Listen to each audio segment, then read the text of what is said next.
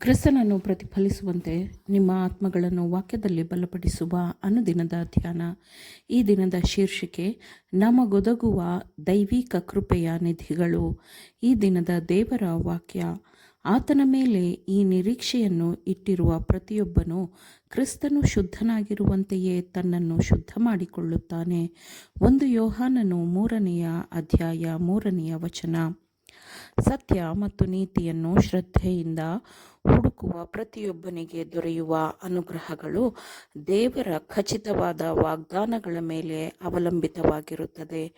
ನಾವು ಬೆಳಕಿನ ಕಾರ್ಯಭಾರಿಗಳಾಗಲು ದೈವಿಕ ಕೃಪೆಯ ನಿಧಿಗಳು ಸಂಪೂರ್ಣವಾಗಿ ನಮಗೆ ಒದಗಿದೆ ಎಂಬ ಅಂಶವನ್ನು ಕರ್ತನಾದ ಯೇಸು ಸ್ಪಷ್ಟಪಡಿಸುತ್ತಾನೆ. ದೊರೆತದ್ದನ್ನು ಇತರರಿಗೆ ನೀಡಲು ಬಯಸದೆ ನಾವು ಕ್ರಿಸ್ತನ ಕೃಪೆಯ ನಿಧಿಯನ್ನು ಸ್ವೀಕರಿಸಲು ಸಾಧ್ಯವಿಲ್ಲ. ನಮ್ಮ ಹೃದಯದಲ್ಲಿ ಕ್ರಿಸ್ತನ ಪ್ರೀತಿ ಇದ್ದಾಗ ಅದನ್ನು ಇತರರಿಗೆ ತಿಳಿಸುವುದು ನಮ್ಮ ಕರ್ತವ್ಯ ಮತ್ತು ಅನುಗ್ರಹವಾಗಿದೆ ಎಂದು ನಾವು ಭಾವಿಸುತ್ತೇವೆ. ಪರಲೋಕದಲ್ಲಿ ಬೆಳಗುವ ಸೂರ್ಯನು ತನ್ನ ಪ್ರಕಾಶಮಾನವಾದ ಕಿರಣಗಳನ್ನು ಜೀವನದ ಎಲ್ಲ ಹೆದ್ದಾರಿಗಳು ಮತ್ತು ಉಪಮಾರ್ಗಗಳಲ್ಲಿಯೂ ಸುರಿಸುತ್ತಾನೆ. ಅದು ನಮಗಿರುವಂತೆಯೇ ಸಾವಿರಾರು ಲೋಕಗಳಿಗೆ ಸಾಕಾಗುವಷ್ಟು ಬೆಳಕನ್ನು ದೇವರು ಹೊಂದಿದ್ದಾನೆ ಮತ್ತು ಹಾಗೆಯೇ ಅಷ್ಟು ಬೆಳಕು ನೀತಿ ಸೂರ್ಯನಲ್ಲಿಯೂ ಇದೆ.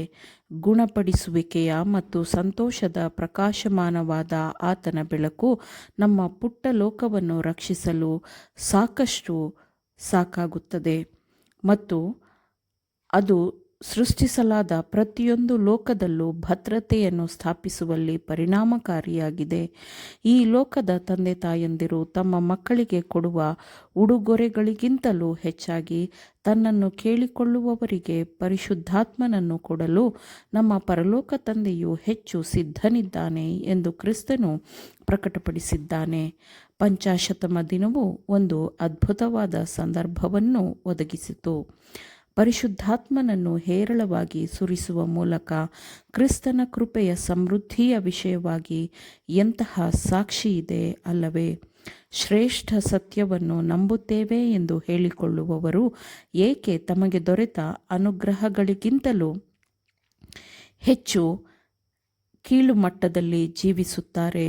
ತಮ್ಮ ಸ್ವಂತಿಕೆಯನ್ನು ತಾವು ಮಾಡುವ ಎಲ್ಲದರೊಂದಿಗೆ ಏಕೆ ಬೆರೆಸುತ್ತಾರೆ?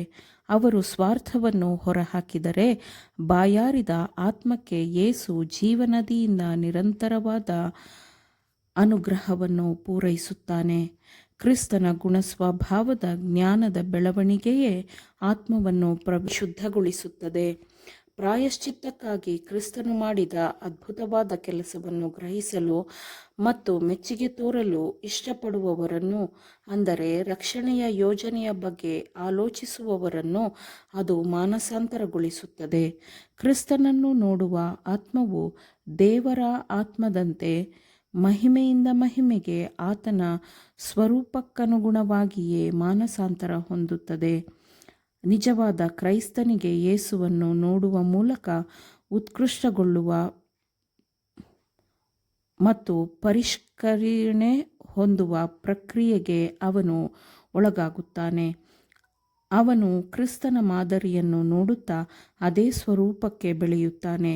ನಂತರ ಭಿನ್ನಾಭಿಪ್ರಾಯಗಳು, ಜಗಳಗಳು ಮತ್ತು ಅನುಕರಣೆಗಳು ಎಷ್ಟೊಂದು ಸುಲಭವಾಗಿ ಸರಿಮಾಡಲ್ಪಡುತ್ತವೆ ಮತ್ತು ಕ್ರಿಸ್ತನ ಗುಣಸ್ವಭಾವದ ಪರಿಪೂರ್ಣತೆಯು ಕ್ರೈಸ್ತರ ಸ್ಫೂರ್ತಿಯಾಗಿದೆ. ಆತನಿರುವಂತೆಯೇ ನಾವು ಆತನನ್ನು ನೋಡಿದರೆ ನಾವು ಆತನಂತೆ ಇರಬೇಕೆಂಬ ಬಯಕೆ ಜಾಗೃತಗೊಳ್ಳುತ್ತದೆ ಮತ್ತು ಇದು ಇಡೀ ಮನುಷ್ಯನನ್ನು ಉನ್ನತೀಕರಿಸುತ್ತದೆ. ಯಾಕೆಂದರೆ ಆತನ ಮೇಲೆ ಈ ನಿರೀಕ್ಷೆಯನ್ನು ಇಟ್ಟಿರುವ ಪ್ರತಿಯೊಬ್ಬನು ಕ್ರಿಸ್ತನು ಶುದ್ಧನಾಗಿರುವಂತೆಯೇ ತನ್ನನ್ನು ಶುದ್ಧ ಮಾಡಿಕೊಳ್ಳುತ್ತಾನೆ ಎಂದು ವಾಕ್ಯವು ಹೇಳುತ್ತದೆ. ಯೇಸುವಿನ ಹೋರಾಟದಲ್ಲಿ, ಜೀವನದಲ್ಲಿನ ಹೋರಾಟಗಳಲ್ಲಿ ಕ್ರಿಸ್ತನನ್ನು ಅನುಸರಿಸುವ ಪ್ರತಿಯೊಬ್ಬನಿಗೂ ಕ್ರಿಸ್ತನ ಬಲವು ಸಾಂತ್ವನ, ಭರವಸೆ, ನಿರೀಕ್ಷೆ ಮತ್ತು ಸಂತೋಷದ ಕಿರೀಟವಾಗಿರುತ್ತದೆ. ಆಮೇನ್. ದೇವರ ವಾಕ್ಯಗಳನ್ನು ಶ್ರದ್ಧೆಯಿಂದ ಆಲಿಸುವವರು ಮಾತ್ರವೇ ಆಗಿರದೆ ಪಾಲಿಸುವವರೂ ಆಗಬೇಕೆಂದು ನಿಮ್ಮನ್ನು ಉತ್ತೇಜಿಸುತ್ತೇನೆ. ಪರಿಶುದ್ಧಾತ್ಮನ ಸಹಾಯದಿಂದ ಆಲಿಸಿದ ನಿಮ್ಮೆಲ್ಲರಿಗೂ ಧನ್ಯವಾದಗಳು. ಮತ್ತೆ ದೈನಂದಿನ ಧ್ಯಾನಕ್ಕಾಗಿ ನಾಳೆ ಸಂಧಿಸೋಣ. ಆಮೇನ್.